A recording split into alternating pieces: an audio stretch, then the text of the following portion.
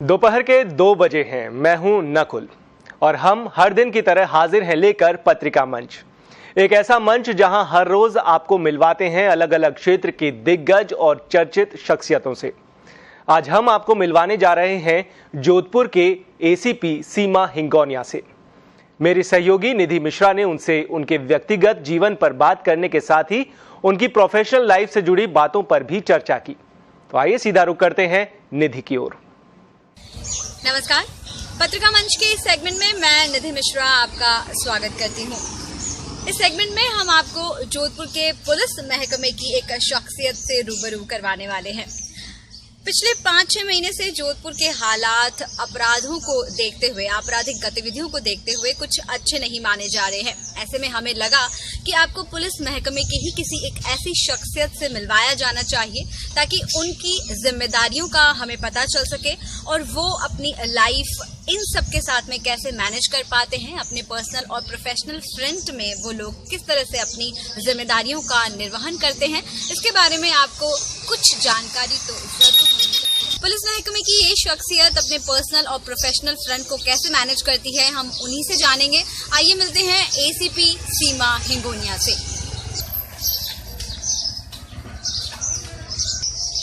हमारे साथ हैं एसीपी सीमा हिंगोनिया। मैम, आपका बहुत बहुत शुक्रिया कि आपने हमें समय दिया।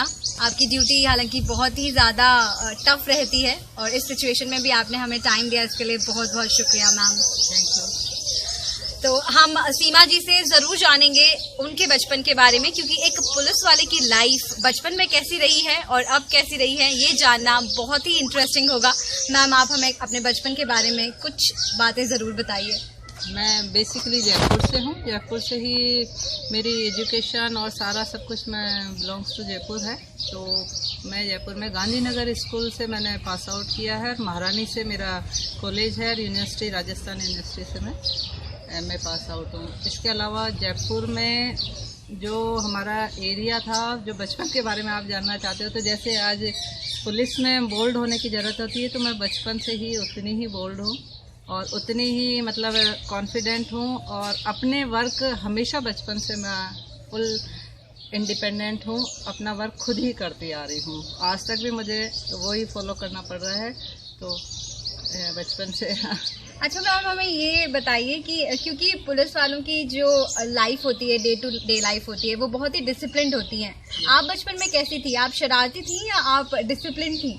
नहीं, मैं बैलेंस जो थी, आज भी बैलेंस जो डिसिप्लिन, जहाँ डिसिप्लिन की ज़रूरत होती है वहाँ फुल डिसिप्लिन, और जहाँ हमको लगता है कि थोड़ा एंजॉय करना चाहिए, थोड़ा रिलैक्स फील करना चाहिए, रिलैक्स होना चाहिए, वहाँ हम फुली रिलैक्स होते हैं।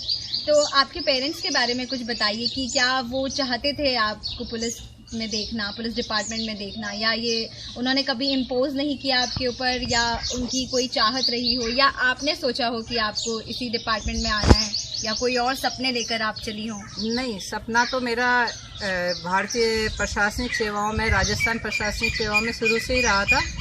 और फादर भी चूँकि अच्छे ऑफिसर थे, फूड एंड सप्लाई में ऑफिसर्स थे, तो उनकी भी इच्छा थी कि मैं एक अच्छी पोस्ट पे राजस्थान एडमिनिस्ट्रेटिव सर्विस में आऊँ। तो टारगेट तो बचपन से मेरा वही था। हालांकि बीच में एजुकेशन लाइन भी मैंने ज्वाइन करी, लेक्चरर्स भी रही स्कूल में, कॉलेजेस में, और फिर जब मैं ये एडमिनिस्ट्रेशन सर्विस मैंने दी है तो उसमें बाय रैंकिंग मुझे आरपीएस मिला है। वैसे मेरी चॉइस भी थी, जो एक दिल में इच्छा होती है कि पुलिस में जाना, तो वो बचपन से था मेरे दिल में, और भगवान की कृपा से मुझे वो मिला भी है। तो ऐसा रहता है ना, फ्रेंड्स में कोई एक लीडर हमेशा होता है, तो वो लीडरशिप की भूमिका आपकी होती थी फ्रेंड्स के बीच में? हाँ, इसमें थोड़ा सा लीडरशिप हमेशा मेरी ही रही है, और आज भी घर में, परिवार में भी थोड़ा सा रहता है। तो आप सबसे बड़ी हैं?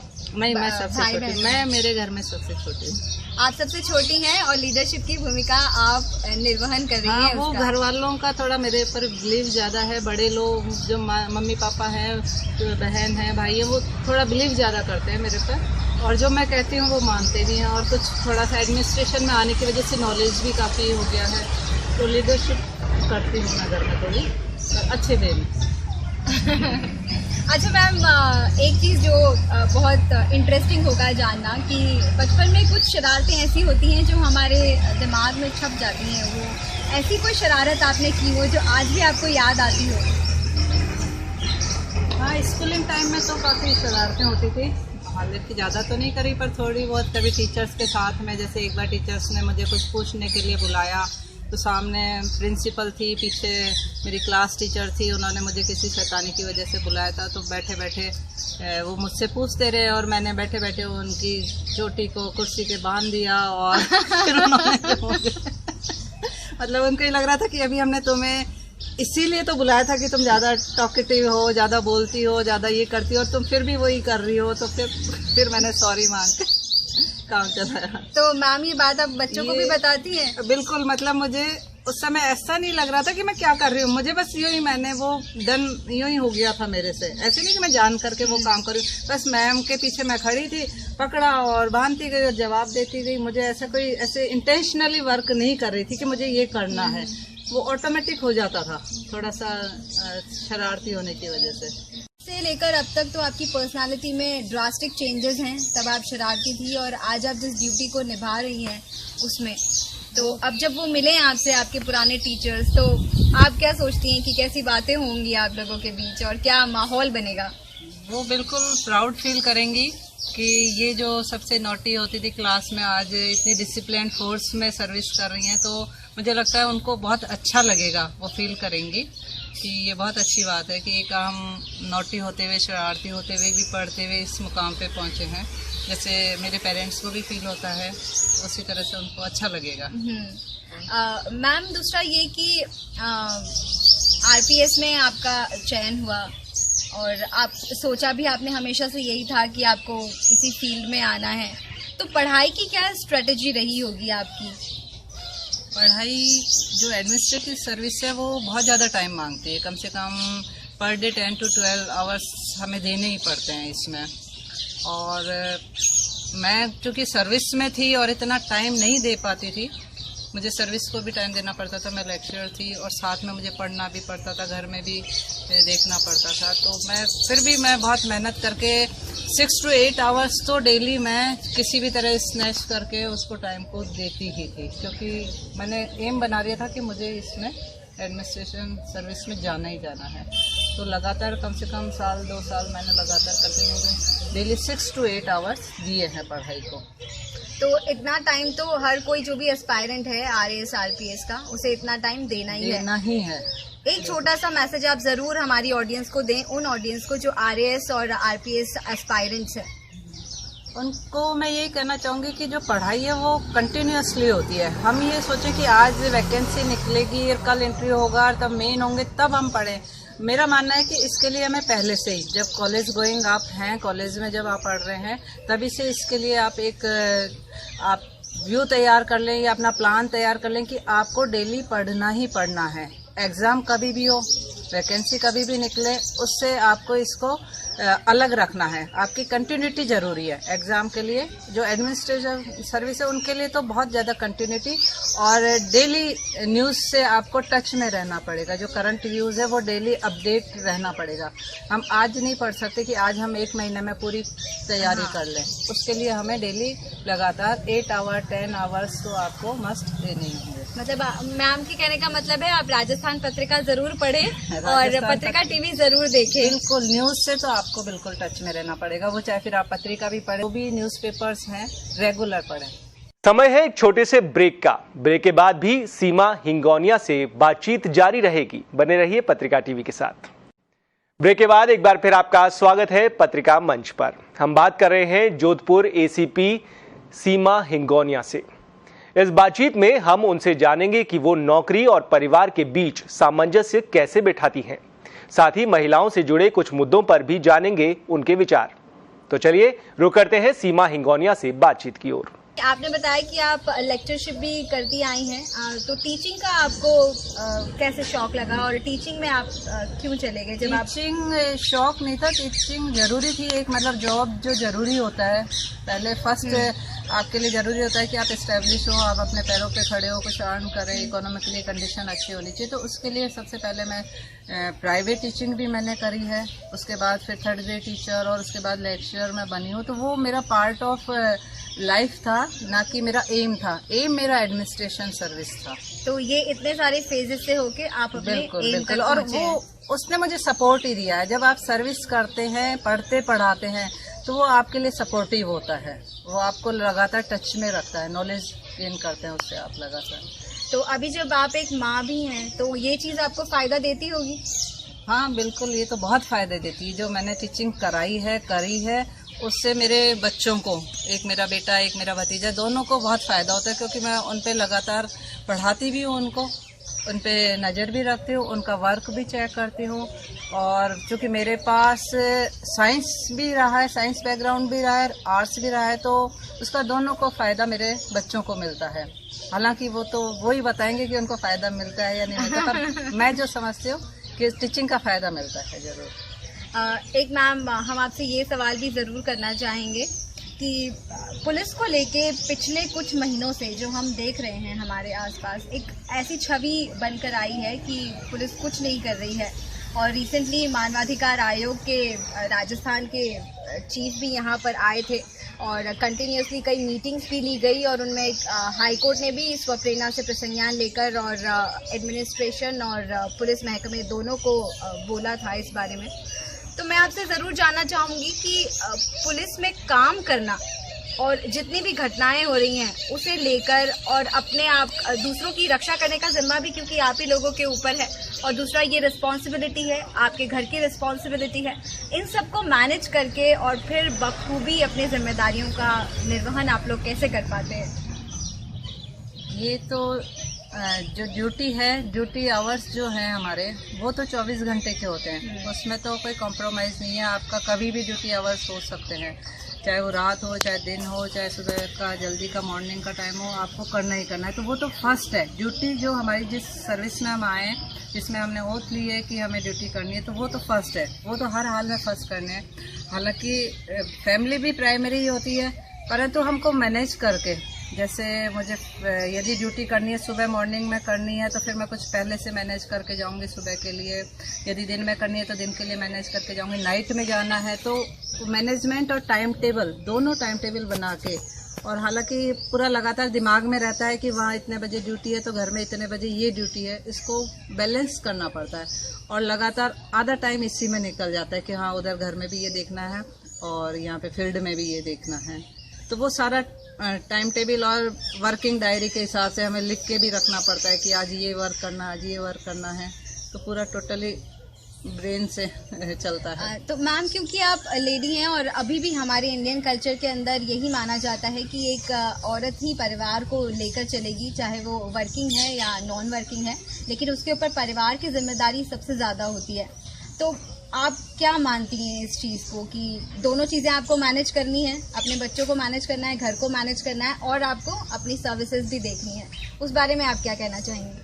हाँ, ये सही है बिल्कुल कि परिवार की जिम्मेदारी लेडीज़ पे ही होती है, और चूँकि घर का पूरा मैनेजमेंट लेडीज़ ही चलाती है और सदियों से चलाती है। आज भी वही स्थिति है कि घर तो लेडीज़ को ही चलाना है, चाहे घर में काम करना है, चाहे सब्जी लानी है, चाहे कुछ भी हो, तो वो तो करना ही करना है। उसके साथ आपको सर्विस भी करनी है, तो वो तो आपके बैलेंस से ही हो सकता है। वो आपके खुद के विल पावर भी होगी, आपको कैलकुलेटिव भी बहुत होना पड़ेगा, पूरा माइंडसेट बना के रखना पड़ेगा, और उसके लिए आपको कुछ सेक्रीफाइस भी करना पड़ेगा, दूसरी चीज़ों को आपको छोड़ना पड़ेगा। अब मेरी प्रायोरिटी में सर्विस और घर, दो ही चीज़ें हैं। तीसरी चीज़ बहुत बाद में आती है, जैसे सोसाइटी हो गई, फैमिली हो गई, घूमना फिरना हो गया, ये बाद में आते हैं। हालांकि हम उनको भी समय देते हैं, पर फर्स्ट ड्यूटी फिर फैमिली, इसको प्रायोरिटी में हम जो लिस्ट हमने बना रखी है वो। अच्छा मैम, आपने बोला सब्जी लाना है तो भी लेडीज के ऊपर, आप लेती हैं सब्जी खरीदने जाती हैं? मैं सब्जी भी लेती हूँ। मैं घर के मोस्टली काम जो हो सकते हैं जितना मैं कर सकती हूँ, हालांकि मेड है, हेल्पर रखते हैं, करवाते हैं, पर फिर भी कुछ चीज़ें ऐसी होती हैं जिनमें आपका इन्वॉल्वमेंट होना जरूरी है, खासतौर से खाना, फूड, फल फ्रूट्स। अच्छा, आपकी कुकिंग को आपके बच्चे कितना पसंद करते हैं? बहुत पसंद करते हैं। वो वेट करते हैं कि किस दिन मैं बनाऊंगी, तो वीक में एक दिन तो मुझे बनाना ही पड़ता है कि आज तो मैं बनाऊंगी। अच्छा, एक बहुत ही इंटरेस्टिंग सा क्वेश्चन है मैम जो मैं आपसे पूछूंगी और शायद हमारी ऑडियंस भी जानना चाहेगी, वो ये कि पुलिस की वर्दी में आप और एक सादे यूनिफॉर्म में आप, दोनों में पर्सनालिटीज में चेंजेस आता ही होगा।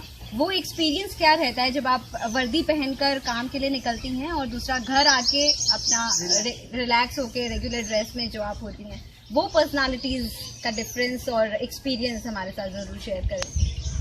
हाँ, घर में जब हम सिविल में रहते हैं, घर में एकदम रिलैक्स मूड में रहते हैं, परंतु जैसे ही हम यूनिफॉर्म डालते हैं, यूनिफॉर्म या ड्यूटी के लिए जैसे ही निकलते हैं, फिर हमारा माइंडसेट एकदम बदल जाता है। उस समय सिर्फ ड्यूटी, डिसिप्लिन, टाइम बाउंड, एकदम यूँ अपने आप माइंड में आ जाता है कि अब हमें कुछ नहीं करना, हमें सिंसियरिटी के साथ वहाँ पे खड़ा होना है, वहाँ ड्यूटी करनी है, अपना वर्क करना है, लॉ एंड ऑर्डर मेंटेन करना है, प्रोटोकॉल जो भी करना है, सिर्फ टोटली ड्यूटी एंड ड्यूटी। उसमें हमें अपने बिहेव को भी कंट्रोल करना होता है, अपना सारा वो ऑटोमेटिक। जैसे ही अब तो ऐसी आदत हो गई कि यूनिफॉर्म जैसे ही पुटअप करते हैं वैसे ही चेंज हो जाता है, अपना आप ही अपना माइंडसेट भी चेंज हो जाता है, एक्सप्रेशंस भी चेंज हो जाते हैं, थिंकिंग भी पूरी टोटली अपने आप चेंज हो जाती है। घर में जैसे ही आते हैं, रिलैक्स होते हैं, पूरा टोटली हाउसवाइफ एकदम।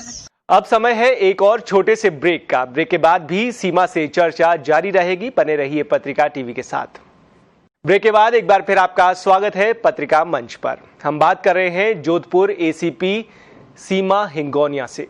पिछले 5 से 6 महीने जोधपुर के लिए शायद अच्छे नहीं गुजरे हैं। आपराधिक गतिविधियों का ग्राफ कंटिन्यूसली बढ़ता गया है।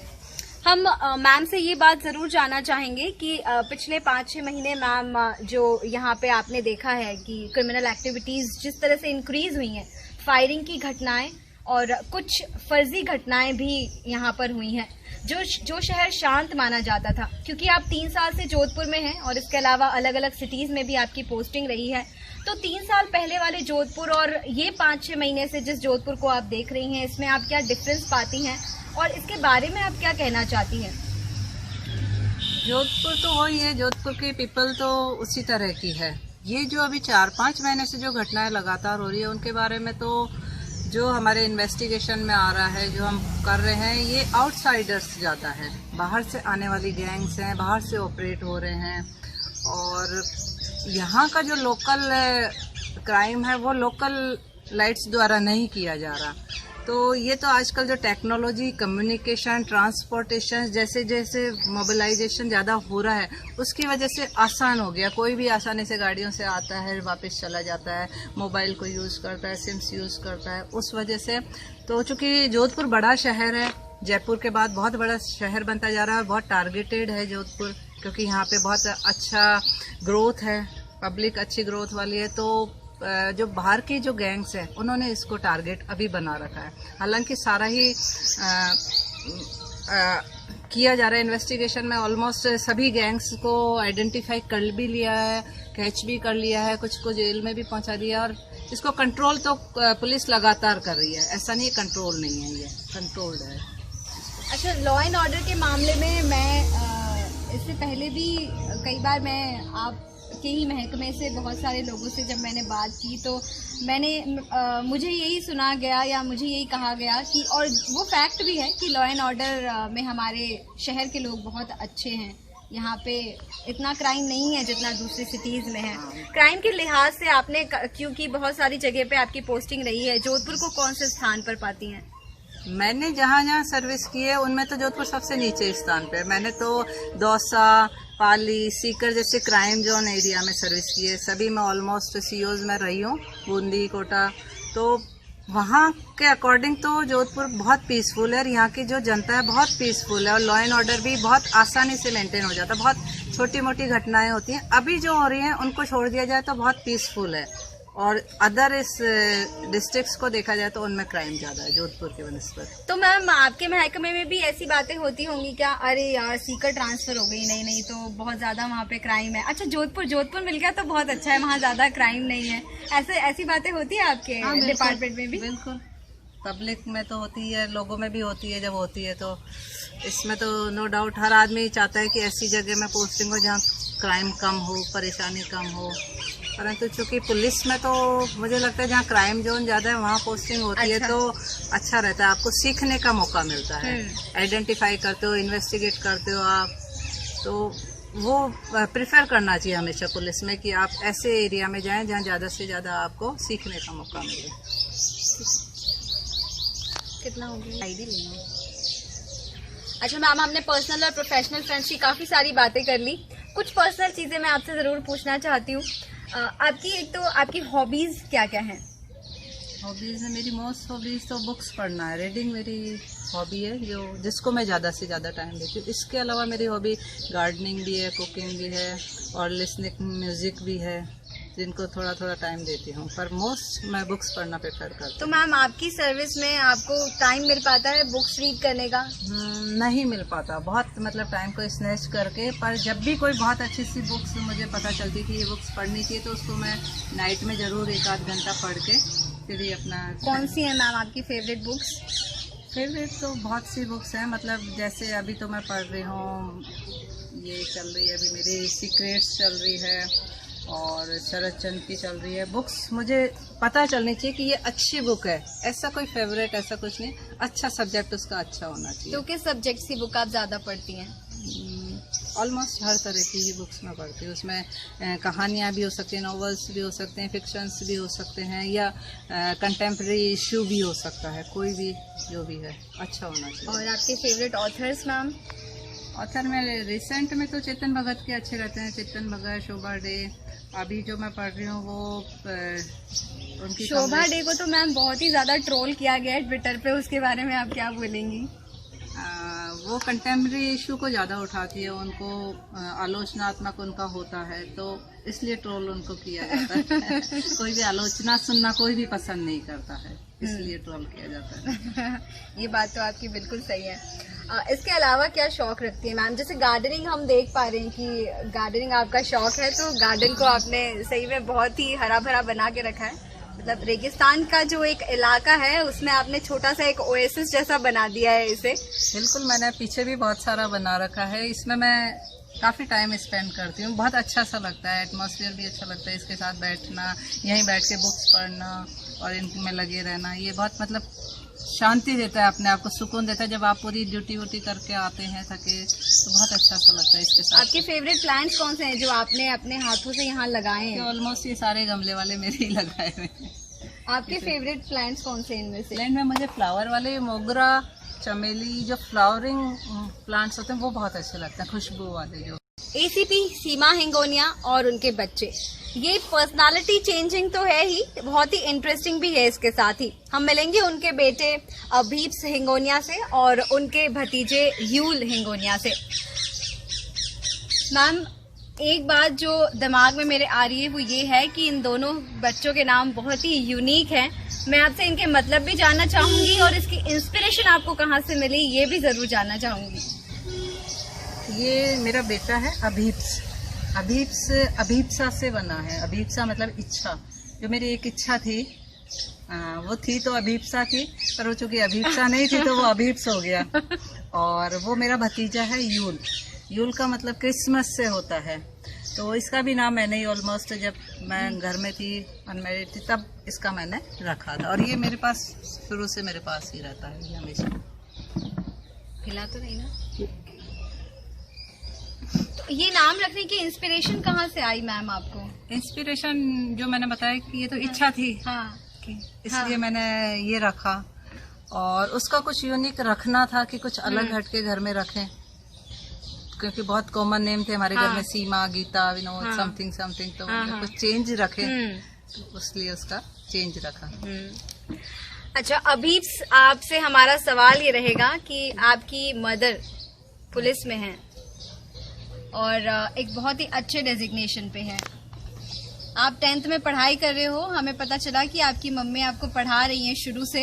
एक सवाल का जवाब दो, मम टफ है या लीनियंट है? थोड़ी बहुत टफ है। टफ है? हाँ। अच्छा, मगर पढ़ाई के मामले में, बाकियों में तो लीनियंट है। अच्छा, मस्ती करती है मम्मी आपके साथ? हाँ। कौन से गेम्स खेलते हो? गेम्स कैरम बोर्ड खेल लेते हैं हम, लूडो और बैडमिंटन खेल लेते हैं, और बाकी ऐसी वॉक वगैरह। अच्छा, वॉक भी जाते हो मम्मी के साथ। अच्छा, आप तो जानते ही हो अब, क्योंकि आप अब तो बड़े हो गए हो, आपको समझ आता होगा कि आपकी मम्मी की ड्यूटीज क्या क्या कितना समय मांगती हैं। और दूसरी बात, वो जिस शहर में है, हालांकि वो शांत है, फिर भी उन्हें कई बार रात में भी जाना पड़ता होगा, कई बार उनके दिन की भी शिफ्ट होती है, कई बार अर्ली मॉर्निंग शिफ्ट होती है। तो फिर कैसे टाइम आपको दे पाती हैं और आप कैसे मैनेज करते हो? कभी गुस्सा तो नहीं करते, क्या है मम्मी आप तो चले जाते हो रात में, मैं यहाँ पे अकेले रह जाता हूँ? कभी कभार फील होता है कि अकेला रह जाता हूँ रात में, मगर ऐसा कुछ लगता नहीं है ज़्यादा, क्योंकि इतना थोड़ा बहुत टाइम दे पाती है मम्मा, इतना कम भी नहीं है टाइम। अच्छा, तो अब मम्मा को फिर आप कैसे बोलते हो? कभी टाइम नहीं मिल पाता होगा आपको, मूवी जाना है मम्मा साथ चलो, या कुछ खाना है, पिज्ज़ा खाना है, बर्गर खाना है, मम्मा आप साथ चलो। उस समय अगर मम्मा मना कर देती है तो कैसा लगता है? उस टाइम तो बुरा लगता है, मगर हम प्री प्लानिंग कर लेते हैं उस चीज की। अच्छा, मतलब कुछ दिन बाद देखनी है तो हम पहले से प्लानिंग कर लेंगे। और प्लान ए और बी भी रेडी रहता होगा कि अच्छा मम्मा नहीं चली तो चलो हम ही जाकर आ जाते हैं, या हम होम डिलीवरी करा लेते हैं, भाई के साथ चला जाता हूँ। हाँ, ये तो बहुत ही अच्छा ऑप्शन है कि आप दोनों चले गए साथ में। अच्छा, अपनी मम्मी के बारे में क्या बोलना चाहते हो? क्योंकि आपकी मम्मी बहुत सारे लोगों के लिए आइडियल है। तो मम्मा मेरे को बहुत अच्छी लगती है, मम्मा की जॉब भी काफ़ी अच्छी लगती है मेरे को, और मम्मा कई गर्ल्स के लिए इंस्पिरेशन भी है, और मम्मा ने जैसे कई गर्ल्स को मोटिवेशन भी किया है, तो मुझे काफ़ी अच्छा लगता है मम्मा के साथ रहना। सीमा हिंगोनिया जी से हमने जाना कि पुलिस होना क्या होता है और दूसरों की रक्षा के मायने उनके लिए क्या है, घर और परिवार की जिम्मेदारी को वो अपनी इस ड्यूटी के साथ कैसे निभाती हैं, और एक सबसे अच्छी बात जो हमने जानी, सिंसियरिटी और शरारत का कॉम्पैक्ट मिक्सचर है सीमा हिंगोनिया। और आपको अगर अपना कोई भी लक्ष्य पाना है तो आपको सिंसियरिटी और डिसिप्लिन की बहुत ज्यादा जरूरत होगी।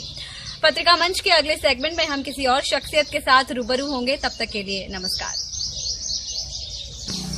पत्रिका मंच के अगले सेगमेंट में हम रूबरू होंगे जोधपुर की ही किसी और शख्सियत से। तब तक के लिए मैं निधि मिश्रा, विकास चौधरी और गौतम उरेलिया के साथ नमस्कार। तो ये थी जोधपुर एसीपी सीमा हिंगोनिया।